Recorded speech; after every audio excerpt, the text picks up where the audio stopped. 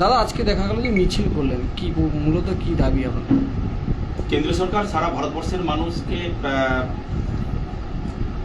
মানুষের সেবা করার জন্য ক্ষমতা এসেছিল। এখন দেখা যাচ্ছে তারা সারা ভারতবর্ষের সঙ্গে পশ্চিমবাংলার মানুষকে পিছিয়ে মেরে ফেলতে চাইছে।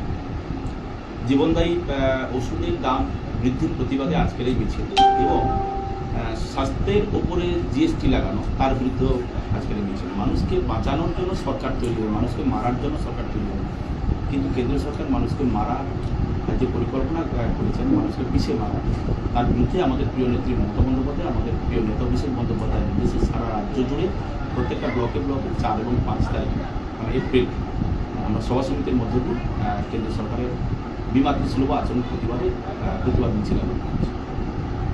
নাম দাদা, নাম আপনার?